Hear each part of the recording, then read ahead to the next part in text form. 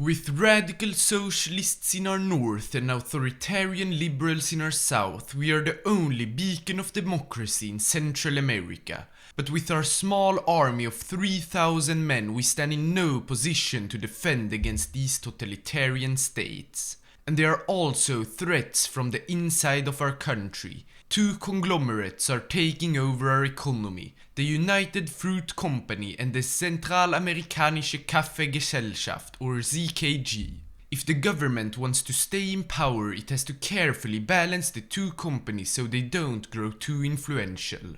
Nevertheless, for now the nation has flourished from their investments and the government is mostly looking to secure the outside threats, starting to arm our nation to enlarge our small garrison.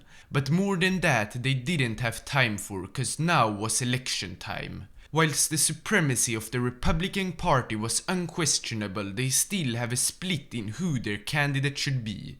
Either Leon Castro, a hard-stance conservative who seeks to root out syndicalism out of our country and simply continue the legacy of our government, or Rafael Calderón Guardia, a compromise between the syndicalist and conservative extremes. And quite surprisingly, the latter, having no real political career, still managed to win over most of his party, and so as the elections arrived, he was the clear winner. He will now hold the traditional presidential speech. That's when his policies took a radical turn to the left. He promised sweeping social reforms to lift our population out of poverty and misery. As a surprise to everyone, we are no longer ruled by a conservative. Instead, the Social Democrats have taken over. As he and his ministers took office, they immediately began to prepare their plans, such as stimulating our fish industry and creating low-cost housing. But after only 2 weeks, it all came crashing down. In Germany, a bank run had caused a major financial crisis, with people losing all their money and stock prices plummeting. While Germany might be far away, we have been massively hit as the ZKG has gone bankrupt and all of our coffee exports have come to a halt. All our efforts has to be put in this right now. A temporary bailout will be issued with the little money we have, but a permanent solution has to be found. We will ask the Germans for assistance, sadly giving away more influence to them. But the economy is the most important right now. So we will extend our loans and invest more into the cash crops of banana and coffee, and sell off government land to the ZKG. And just like Keynes in the US and Schacht in Germany, we will invest into our public works to keep our population employed. However, we have gone too far, as the army decided to follow the German doctrine and send observers to Germany. The influence of the Germans and the ZKG has grown far too big. Despite the socialist government trying to gain back some popularity through their low-cost housing plan, it was too late. From complete bankruptcy, the ZKG was now the most influential actor in all of Costa Rica. And soon enough they overthrew the government, as most of the politicians had already been brought to silence. The Zentralamerikanische Kaffeegesellschaft board of directors are now the incontestable rulers of Costa Rica. But we are still a German puppet, and for the benefits of both nations we have joined Mitteleuropa. While you might think that our economic issues are solved, they aren't. Since the German economy still hasn't recovered, our coffee exports still aren't back to their normal level. But there isn't much we can do. We will just have to wait until the German economy has recovered. Despite this, we can still strengthen our military and become more powerful throughout Central America. To do this, we will begin to purchase lands in other nations on the subcontinent, expanding our coffee monopoly. And to strengthen our army, we will buy our way to a stronger one, also getting massive help from the German General Staff. Furthermore, on the problem of the population, which of course doesn't want to be ruled by a foreign company, the board of directors have started sponsoring festivals and other activities to keep people's minds away from politics. We will also restart funding of culture, especially German one. However, this didn't help completely, as a national strike was declared, demanding better laws and conditions. Luckily, the UFC signed a collective agreement between them and the workers, and we ratified it as well, keeping tensions low at the cost of stock prices. Meanwhile, the process of industrialization had already shown itself, with many factories springing to life. And this comes just in the right time since tensions have started to flare up.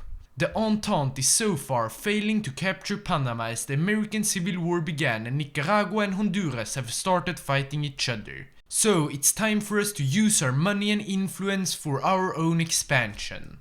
Beginning with Panama, we will send an offer to them to buy the canal before the Entente captures it, and surprisingly they actually accepted. While the Entente had already captured the canal, they weren't brave enough to face the whole Reichspakt and accepted the deal. Now one of the most vital shipping lanes is secured from conflict and we can turn to the north. Most Nicaraguan land has already been bought up and we began preparing for the same takeover as we did here in Costa Rica. However, we quickly had to turn our eyes back to Panama. Their government had successfully kicked the Entente out and they had now regretted the canal deal. Claiming Cotobruz as well, they declared war after we refused to give them any of their claimed lands. We had to quickly redeploy our troops from the north to the south and they had already captured Cotobruz as we arrived. However, only a single Panama division was present and with our 3 we could encircle theirs. Since ours are weak we won't be able to destroy there, but only 1 is needed to pin it while our other 2s continue south. Strangely enough, the Panama Canal was never captured and we could continue into Panama City without any resistance. It seems their army only consists of the single divisions that we have encircled, so with their capital captured they surrendered and we annexed all their land for our coffee empire. Back to Nicaragua, our campaign of buying off their politicians and generals had gone excellent. Additionally, with their people tired of war, they quickly accepted as we declared the Nicaraguan state over and assimilated it into our company. Their military even joined our ranks.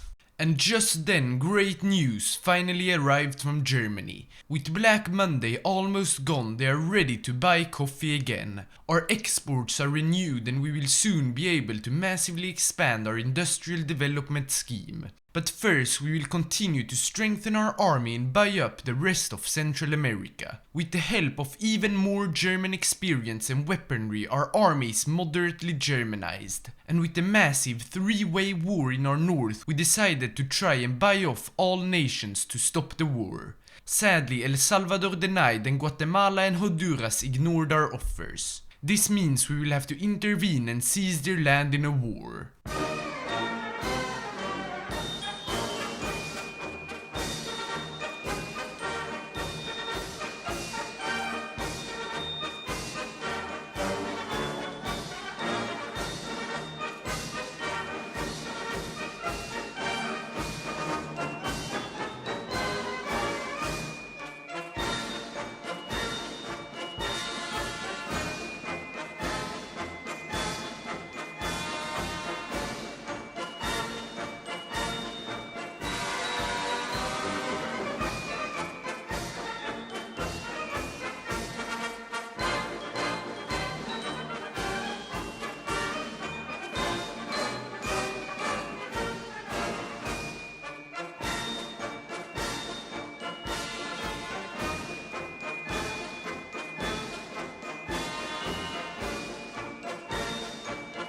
During the war, a surprising amount of German and Reichspakt members arrived to help us out, and with them our army was finally completely modeled after the German. But now, as we won the war, all of Central America was under our control and we proclaimed it united. The riches of our coffee trade are finally truly showing themselves. With these massive profits, we will spend the next years building up our industry and massively expanding our army. So, around 2 years later, our industrial development scheme, Plan Limon, had come a long way, diversifying our economy towards textile and mining as well as heavy industrial expansion. Together with a boost in research, shot our GDP sky high as we entered an economic boom. All the while we developed our nation and army, which had now been equipped with artillery. The Second World War began. While you might think our exports would go down, providing the almost 4 million Reichspakt army with 2 cups of coffee per day is really profitable. However, while our shipping lanes are safe in Europe due to the massive Imperial Navy, syndicalist U-boats have sunken many of our convoys in the Caribbean. So we have begun by expanding our coast guard and also buying up Puerto Rico from the Entente to serve as a forward base of operation.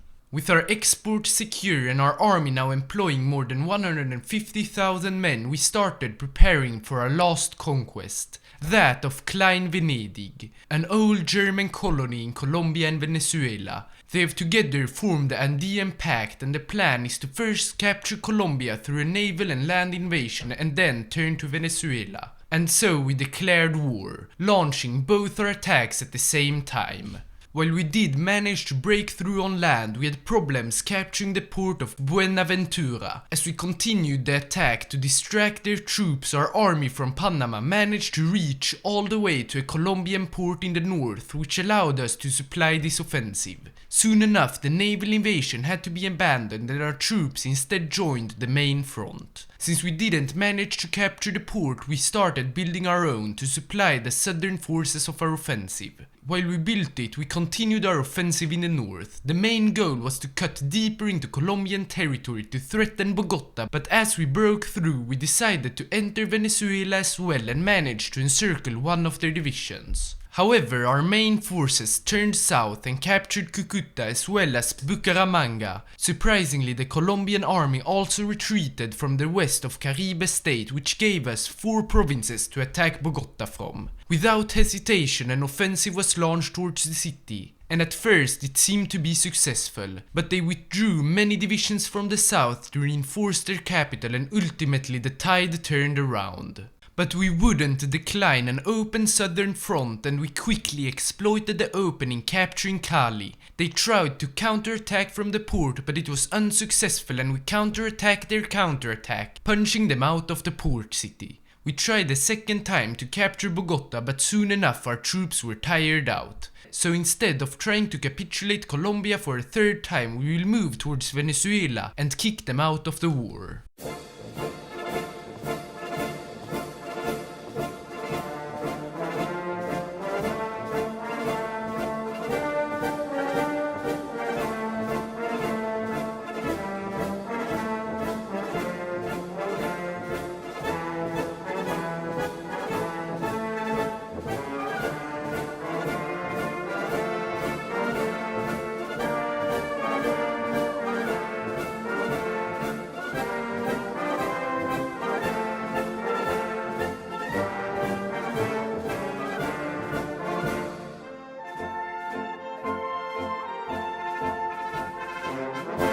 After the capitulation of Venezuela, Bogota was left extremely vulnerable with only a single militia guarding the city, which allowed us to finally capture it. The Colombian government surrendered and German rule over Klein Venedig is secured. With the official proclamation of Neues Klein Venedig, we moved our capital to Neu-Augsburg and settled down. Our growth shows no sign of slowing down, and despite the Kaiserreich's loss to Russia, the Third Internationale is slowly getting beaten back. Thanks so much for watching and see you in the next video.